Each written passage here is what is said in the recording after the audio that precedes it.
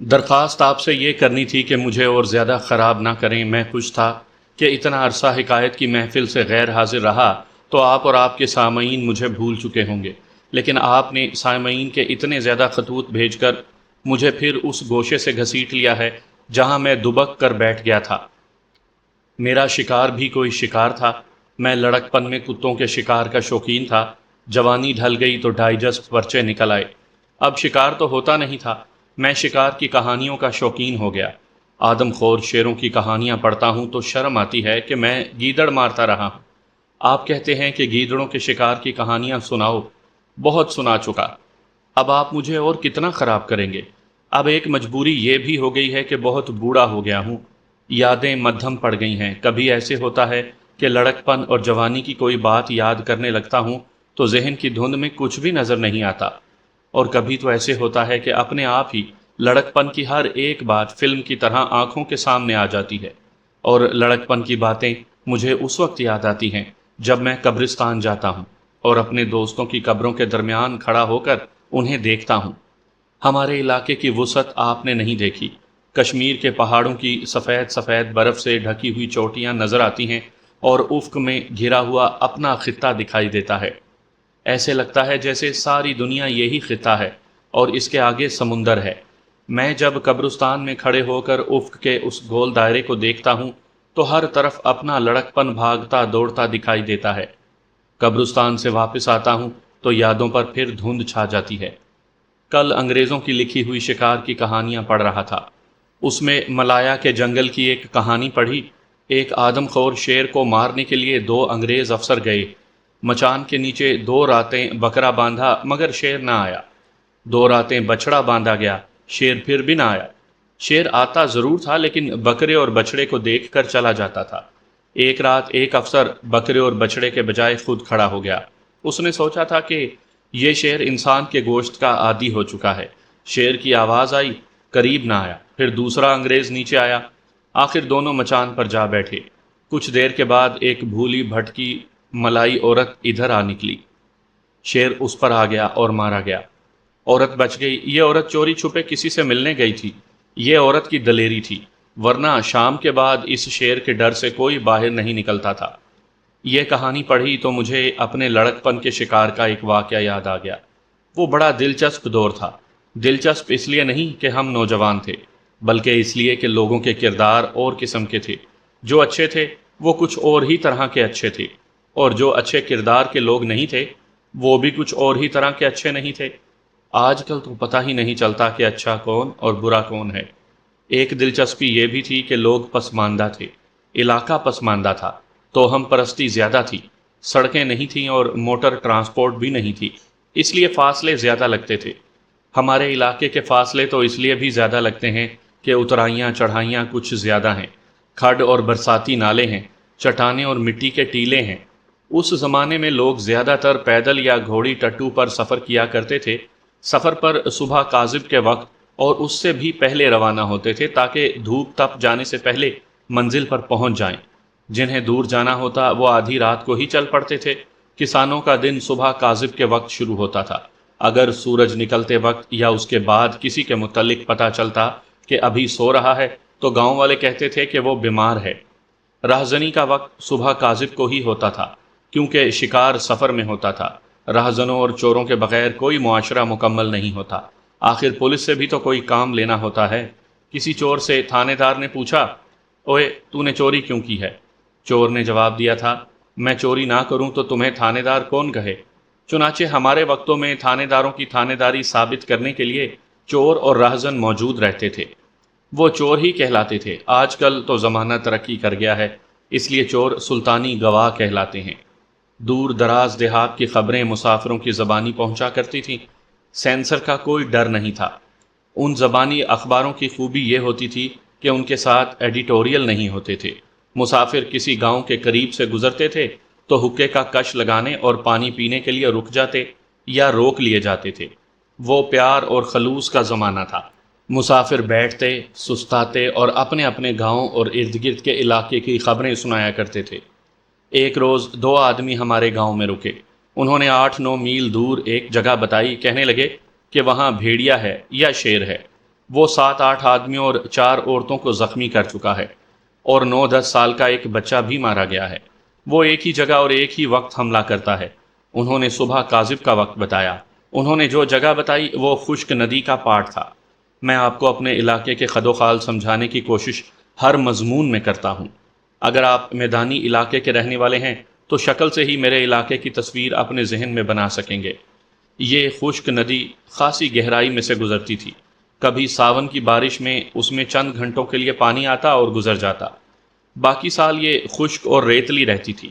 اس کے کنارے دریا یا نہروں کی طرح نہیں تھے، بلکہ دونوں اطراف 3 منزلہ مکان جتنی اونچی مٹی کی دیواریں کھڑی تھیں، جنہیں میری زبان میں دندیاں کہا جاتا ہے۔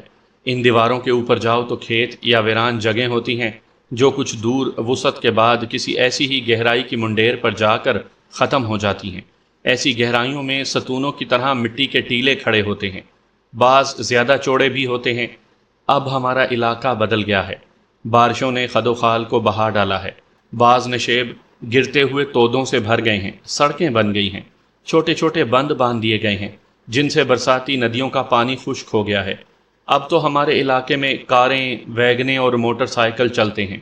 ترقی کی خوشی ہے، مگر علاقے کا قدرتی پن اور اصلیت ماری گئی ہے۔ اس کا بھی افسوس ہے۔ کسی علاقے کی اصلیت کو وہاں کے لوگ قائم رکھا کرتے ہیں، مگر زمین اور وقت کیا بدلا ہے کہ انسان ہی بدل گئے ہیں۔ ذہنیت بھی بدل گئی ہے، خلوص اور پیار نہیں رہا، قدرتی پن اور بے ساختگی نہیں رہی۔ ہمارے علاقے نے بہادر پیدا کیے تھے، اب یہاں ہیرو پیدا ہوتے ہیں۔ 3 نشان حیدر پیدا کرنے والے خطے پر اب فلمی کیسٹوں کا آسیب سوار ہو گیا ہے۔ میں جب اپنے وقت کے لوگوں کی باتیں سناتا ہوں تو ایسے لگتا ہے جیسے وہ کوئی بیرونی حملہ آور تھے جو یہاں آ کر آباد ہو گئے تھے، اور اب ایک اور قوم نے انہیں شکست دے کر اس خطے پر قبضہ کر لیا ہے اور پچھلی نسل کو قتل عام سے ختم کر دیا ہے۔ جس خشک ندی کسی میں بھیڑیا یا شیر حملہ کرتا تھا، اس کے ایک طرف یعنی کنارے کے اونچی دیوار اور ریتلے پاٹ کے درمیان راستہ تھا۔ یہ مسافروں کا راستہ تھا۔ جیسا کہ میں نے بتایا ہے کہ لوگ صبح کاذب کے وقت سفر پر جاتے تھے، اس گہرائی کے راستے جو گزرتا تھا درندہ اس پر حملہ کرتا تھا۔ حملہ یوں کرتا کہ پیچھے سے آتا اور گردن دانتوں میں لے کر پنجے جسم پر جہاں پڑیں وہیں گاڑ دیتا تھا۔ اس کا شکار بدکتا، تڑپتا یا اس سے اپنے آپ کو چھڑانے کی کوشش کرتا تھا تو وہ جو کچھ بھی تھا بھاگ جاتا تھا۔ سفر کرنے والے عموماً ایک سے زیادہ اکٹھے جاتے تھے، بعض اوقات بیوی بچے بھی ساتھ ہوتے تھے۔ ایسے ہی کسی کنبے کا بچہ پیچھے رہ گیا اور درندے نے اس پر حملہ کیا۔ بچہ ہونے کی وجہ سے گردن چھوٹی تھی، درندے کے دانت شہ رگ میں اتر گئے ہوں گے، بچہ ڈر بھی گیا ہوگا، اس لیے مر گیا۔ یہ 2 آدمی یہ خبر سنا کر چلے گئے اور گاؤں میں ہر کوئی رائے دینے لگا کہ یہ کیا چیز ہو سکتی ہے۔ اگر بھیڑیا ہوتا تو اس کے حملے سے کوئی زندہ نہ رہتا۔ شیر نہیں ہو سکتا تھا، کیونکہ ہمارے علاقے میں شیر ہوتے ہی نہیں تھے۔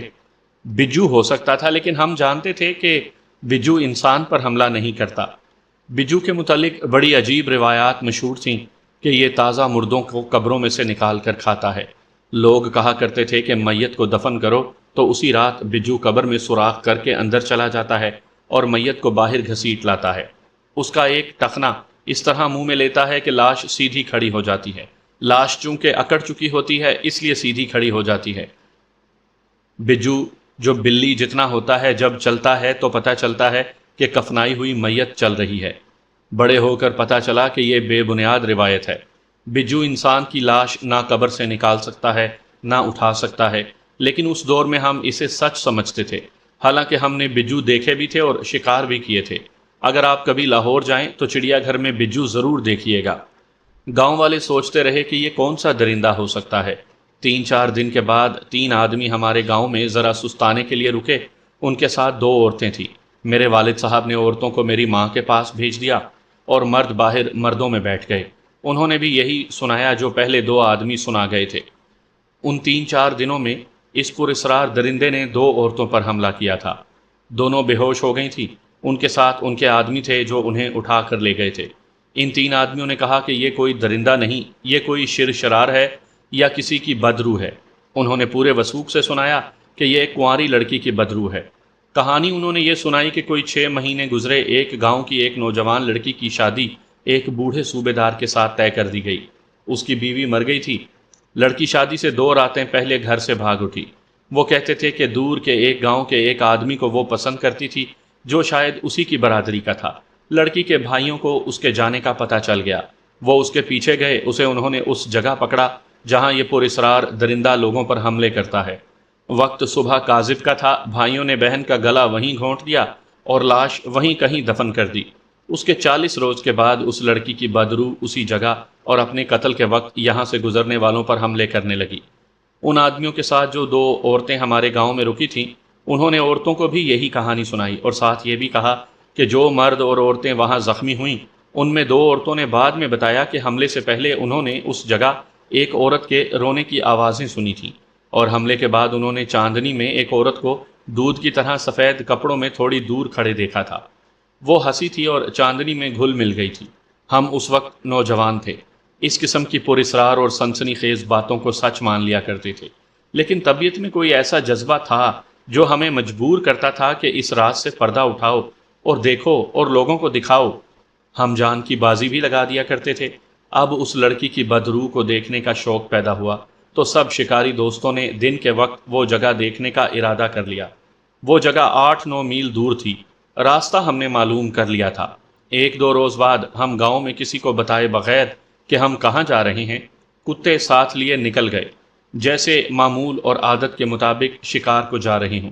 راستے میں ہم نے کوئی شکار نہ کھیلا، ہم موقع واردات دیکھنے جا رہے تھے، لیکن ہم سب نوجوان تھے، کسی میں اتنی عقل اور تجربہ نہیں تھا کہ کوئی ایسی ویسی ہو گئی تو ہم کیا کریں گے۔ ہمارے پاس صرف ارادے کی پختگی اور دلیری تھی۔ میرے زیادہ تر دوست اس روایت کو 100% سچ مانتے تھے کہ یہ کوئی درندہ نہیں بلکہ ایک مقتول کنواری کی بدروح ہے۔ میں اور میرا دوست شہباز اس روایت کو شک کی نگاہ سے دیکھتے تھے۔ ہم دونوں نے اس روایت پر بہت غور کیا تھا، یہ صحیح معلوم نہیں ہوتی تھی۔ سامعین کرام، آپ سن رہے ہیں صابر حسین راجپوت مرحوم کی شکاریات کے سلسلے میں ایک دلچسپ روداد جس کا نام ہے بلے بلی اور بیوہ ہندوانی کی کہانی۔ یہ اس سلسلے کی پہلی قسط ہے۔ مجھے امید ہے آپ کو میری یہ کاوش پسند آئے گی۔ آپ نے اگر ابھی تک میرا چینل کہانی گھر سبسکرائب نہیں کیا تو ابھی میرے چینل کو سبسکرائب کر کے بیل نوٹیفیکیشن آن کر لیجئے تاکہ آنے والی ہر نئی کہانی کی اطلاع بر وقت آپ تک پہنچ سکے۔ ہم اس جگہ پہنچے، اس کے خد و خال پہلے بیان کر چکا ہوں۔ خشک ندی کے دونوں اطراف دندیاں یعنی مٹی کی دیواریں کھڑی تھیں، ان میں شگاف بھی تھے۔ شگافوں کے اندر کنویں سے تھے جو زمین میں نہیں بلکہ اوپر کو تھے۔ ہم نے کتے ایک جگہ باندھ دیے اور خشک ندی کی ریت پر اور شگافوں کے اندر اور باہر پنجوں کے نشان دیکھنے لگے۔ کوئی ایسا پنجہ نظر نہ آیا جو دوسروں سے بڑا اور مختلف ہوتا۔ کسی بدروح نے ہمیں ڈرایا بھی نہیں، ہم تو ایسی جگہوں کے ہی رہنے والے تھے۔ اجنبی لوگوں کے لیے یہ جگہ ڈراؤنی تھی۔ ہم اوپر چلے گئے، کوئی 1 میل دور ایک گاؤں دکھائی دیا۔ ادھر ادھر دیکھا، اس کے علاوہ اور کوئی گاؤں نظر نہ آیا۔ ہم اس گاؤں میں چلے گئے، ہمیں باہر 4 پائیوں پر بٹھایا گیا اور گاؤں کے لوگ جمع ہو گئے۔ ہم نے ان سے اس پراسرار درندے کے متعلق پوچھنا شروع کر دیا۔ انہوں نے وہی کچھ سنایا جو ہمارے گاؤں میں سستانے کے لیے رکنے والے آدمی سنا گئے تھے۔ وہ بھی اسے کوئی درندہ نہیں بدروح اور کوئی اور چیز کہہ رہے تھے۔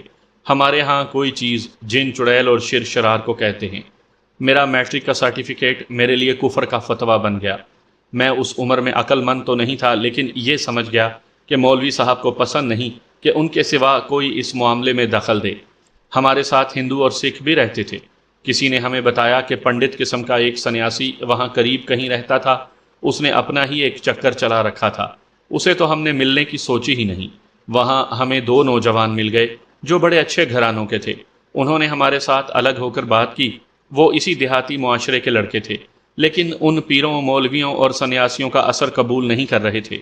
انہوں نے ہمارا ساتھ دیا اور کہنے لگے کہ اس درندے کا زخمی کیا ہوا ایک آدمی موجود ہے۔ وہ اسی گاؤں میں تھا، لیکن اتنا ڈرا ہوا تھا کہ اپنے اوپر حملے کا واقعہ سناتے ہوئے کانپ رہا تھا۔ ہم نے اس پر جرح کی۔ ہم یہ معلوم کرنا چاہتے تھے کہ یہ چیز جو کچھ بھی ہے کتنی بڑی ہے۔ اس نے بتایا کہ اس نے دیکھی نہیں، وہ گزر رہا تھا تو اس کے پیچھے کوئی چیز غرائی اور فوراً بعد پیچھے سے اس کی گردن دانتوں کے شکنجے میں آ گئی۔ اس درندے نے گردن بھمبوڑی۔ اس آدمی کے ہاتھ میں کلہاڑی تھی جسے وہ اس درندے پر چلا نہیں سکتا تھا کیونکہ درندہ پیچھے تھا۔ اس نے کلہاڑی پیچھے کو ماری جو درندے کو لگی، لیکن اسے زخمی نہ کر سکی۔ درندہ بھاگ گیا۔ ہم اس آدمی سے اس درندے کی جسامت معلوم کرنا چاہتے تھے جو وہ بتا نہیں سکتا تھا۔ اس نے یہ ثابت کرنے کے لیے کہ یہ کوئی اور ہی بلا تھی ہمیں جسامت یوں بتائی۔ اس کا منہ میری گردن پر تھا اور پاؤں زمین پر تھے، اور اگلے پنجے میرے سر سے بھی اوپر تھے۔ اس نے کانوں پر ہاتھ رکھ کر اور آنکھیں خوف سے کھول کر کہا، وہ بلا تھی لڑکو، مت پوچھو مت پوچھو۔ اس آدمی کا قد اس زمانے کے قد بدھ کے مطابق تقریباً 6 فٹ تھا۔ میں نے سوچا کہ بلا کا منہ گردن پر اور پاؤں زمین پر تھے تو یہ تو بہت بڑا ریچھ ہے یا شیر، یہ تو بھیڑیا بھی نہیں ہو سکتا تھا۔ ہم نے اس کے جسم کا معائنہ کیا اور اسی عمر میں ہم احمد یار خان بن گئے۔ اس کی گردن بری طرح زخمی تھی، دونوں کندھوں میں پنجے اترے ہوئے تھے اور کولوں سے ذرا اوپر کمر کے دائیں اور بائیں گہری اور اوپر سے نیچے کو جاتی ہوئی لمبی خراشیں تھیں۔ یہ صاف ثبوت تھا کہ یہ کوئی چھوٹا درندہ تھا۔ یہ خراشیں پچھلے پنجوں کی تھیں اور کندھوں پر زخم اگلے پنجوں کے تھے۔ گاؤں کے لوگ اور چند ایک اپنے دوست بھی ہمیں ڈرا رہے تھے، بار بار کہتے تھے، اوے صابو، خود بھی مرو گے ہمیں بھی مرواؤ گے۔ لیکن مجھے اس گاؤں کے 2 نوجوانوں سے اور اپنے 2 دوستوں سے حوصلہ مل رہا تھا۔ خدا نے طبیعت بھی کچھ ڈھیٹ سی دی ہے۔ میں نے پکا ارادہ کر لیا کہ اس پر اسرار درندے کو پکڑوں گا یا اس کے ہاتھوں پکڑا جاؤں گا۔ اس زخمی کے زخم دیکھ کر یہ پتا چل گیا تھا کہ یہ کوئی چھوٹا درندہ ہے۔ گاؤں والوں نے ہمارے لیے کھانے کا بندوبست کر رکھا تھا۔ کھانے کے دوران چھوٹے بڑے درندوں کی باتیں ہو رہی تھیں تو گاؤں والوں نے ایک جنگلی بلے کی بات سنائی۔ کہنے لگے کہ گاؤں کے ایک گھر نے بڑی خوبصورت بلی پال رکھی ہے، بڑی موٹی تازی بلی ہے۔